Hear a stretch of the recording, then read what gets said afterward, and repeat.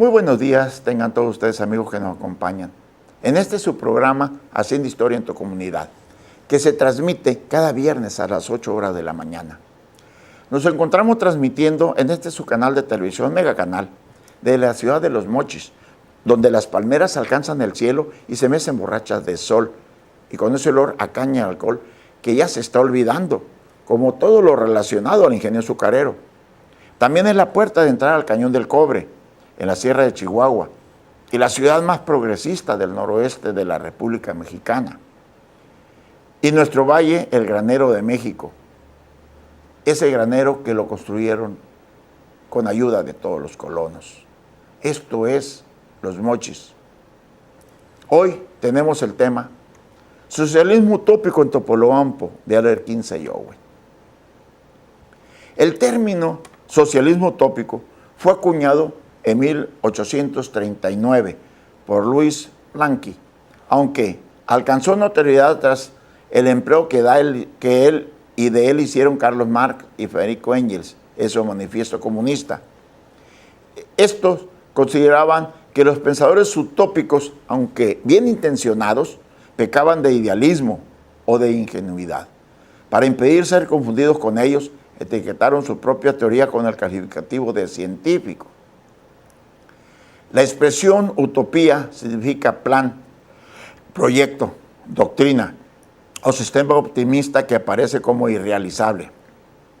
Ya desde el mismo momento de su formulación, proviene de utopía, obra escrita por Tomás Moro, intelectual, político y humanista inglés. En ella teorizaba acerca de una isla con ese nombre, que era ideal y perfecta. Cronológicamente, las ideas del socialismo utópico alcanzaron su madurez en el periodo comprendido entre 1815 y 1848, fecha de la publicación del Manifiesto Comunista.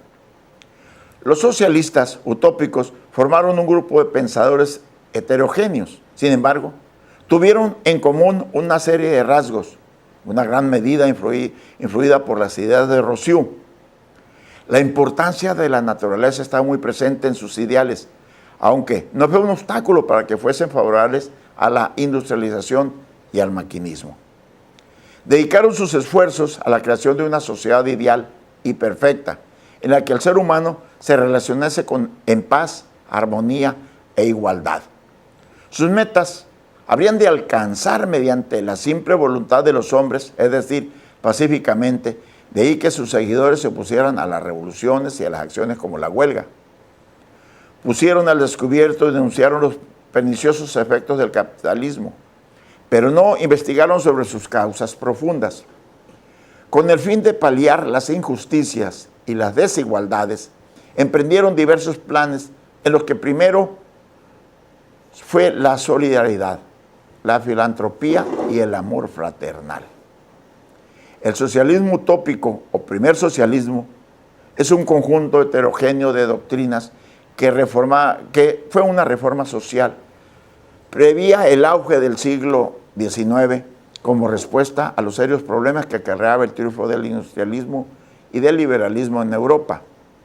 Los representantes más destacados de este sistema son Robert Owen en Inglaterra, Jerry de Saint-Simon, Charles Fourier y N. Cabot en Francia. Algunos rasgos comunes se pueden encontrar también en las corrientes insurrecciones en la lista del Graco-Baf de Firpo, Buenrot y Agustín Blanqui. Las diferentes corrientes del socialismo utópico se disolvieron o se fueron integrando al vasto movimiento socialista, hegemonizado desde la Asociación Internacional de Trabajadores en 1864 y 1876, por la idea de que Marx Buckling dejara una impronta y significativa, en particular el cooperativismo, la socialdemocracia, el movimiento hippie, el capitalismo de Estado, el ecologismo, el feminismo, las ecoaldeas y el socialismo cristiano. Ese socialismo utópico, sobre todo identificado por la voluntad de concebir comunidades ideales, organizadas según principios democráticos y cuya relación se funda en la equidad. Charles Fourier desarrolló durante la década de 1820 su propuesta de crear establecimientos agrarios industriales que convocarían a unas 1.600 personas, alojadas en un edificio especialmente diseñado al efecto, y que trabajarían las tierras circundantes y compartirían las ganancias de las ventas. La comunidad garantizaría los servicios generales y todos trabajarían, incluso los niños, pero el trabajo no sería penoso, sino atractivo. Los miembros del falansterio elegirían las labores que más les gustaría. Ninguna tarea duraría más de 2 horas, pero la jornada laboral sería muy extensa. Fourier era un defensor del trabajo atractivo, idea que desarrolló más tarde Pierre-Georges Proudhon. En la concepción de Fourier, el falasterio se crearía con inversiones privadas a las cuales se les devolverían el dinero prestado sin intereses. A su vez, los miembros del falasterio cobrarían un salario por las tareas realizadas, pero estas no tendrían todas las mismas remuneraciones. Por otra parte, el talento sería recompensado, especialmente se armaba que de esa forma el triángulo de intereses que plantaba Fourier y el capital, el talento y el trabajo.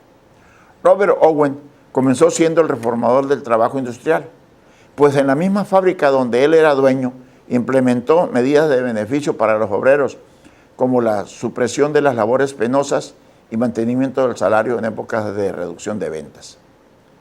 Más adelante propuso granjas cooperativas, que también sería el lugar ideal para los emprendimientos industriales, pero básicamente estaban volcadas a la agricultura.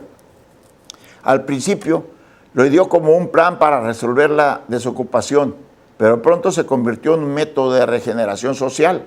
Las granjas colectivas tendrían la función de generar un nuevo espacio moral y educativo, que para Owen eran los 2 factores más importantes de los cuales se corrompían las personas en la sociedad.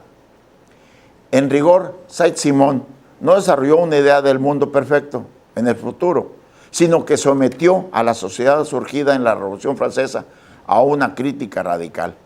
En ese marco, entendía que todo lo que hicieran los gobiernos deberían tener o a mejorar la situación moral y material de los que trabajaban y terminar con los 2 flagelos que seguían azotando al mundo, la pobreza y las guerras. Para ello, debían desplazarse a los sectores improductivos y a los productivos debían dirigir los destinos de la nación, ejerciendo cada vez menos gobiernos, entendiendo como despotismo y más administración.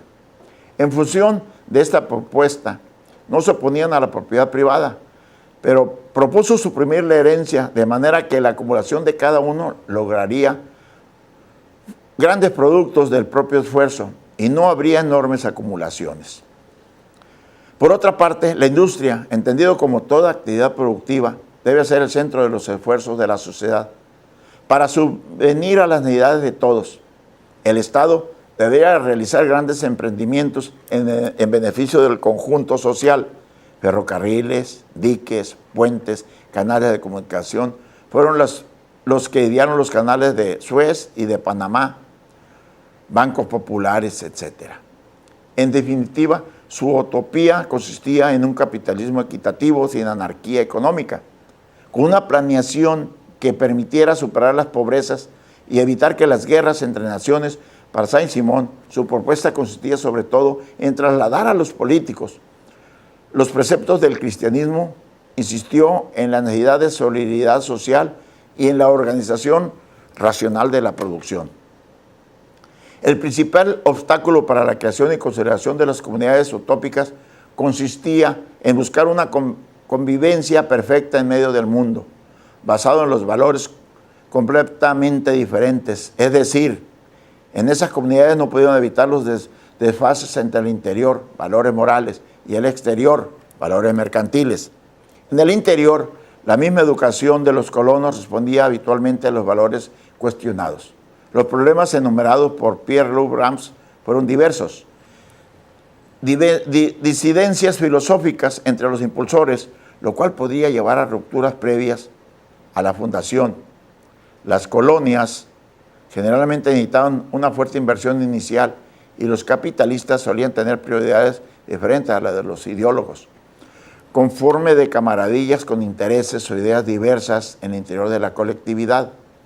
Personalismo en los líderes o comportamiento de estos que no lograban cohesionar al grupo, hostilidad del medio natural, dificultad de adaptarse a una vida lejos de la civilización urbana, lejanía en los medios de comunicación, lluvias, sequías, etc.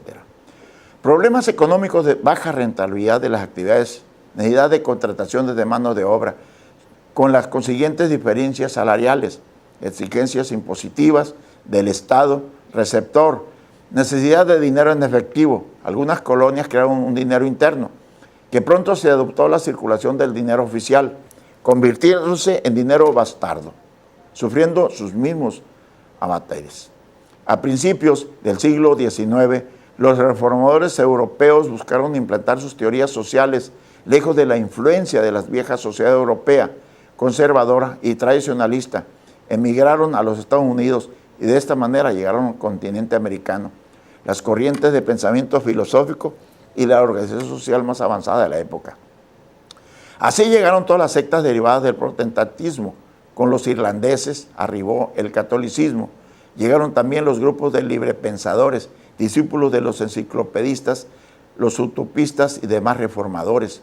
Fue entonces que se iniciaron los primeros ensayos del socialismo utópico, tales como la comunidad New Harmony de Robert Owen en 1826, Icario de Edith Cabot en 1848 y Oneida de John Hume Noyes en 1840. Surgió también un movimiento de contenidos religiosos llamado Evangelización Social Cristiana o Social Gospel, que proponía la fundación de comunidades o asociaciones en donde se practicaba la hermandad entre los hombres y el amor en vez de la competencia y la rivalidad, la ayuda mutua y la cooperación en lugar de la lucha por la existencia. Se proponía la huida hacia las localidades más alejadas de las grandes urbes, donde los problemas aparecerían con brutalidad, descarnadas para realizar una vida cristiana, de acuerdo con el modelo patriarca, según Hill en 1982. El movimiento utopista buscaba la solución a los problemas sociales en el falasterio, en el aislamiento, en la fuga, en el refugio, en el desierto, mientras que los materialistas preconizaban la lucha enfrentándose a la realidad y al capitalismo en las fábricas de las grandes urbes. El triunfo del norte sobre el sur en la guerra de secesión de Estados Unidos fue el triunfo del capitalismo sobre el feudalismo. El capitalismo industrial se hallaba en pleno periodo de expansión, por lo que era necesario explorar las posibilidades económicas de los estados del sur, es decir, rumbo a México. Ya estaban llegando a nuestra región y estamos viendo las grandezas que esto nos está dando en estos tiempos. Muchísimas gracias por su atención. Nos vemos el próximo viernes.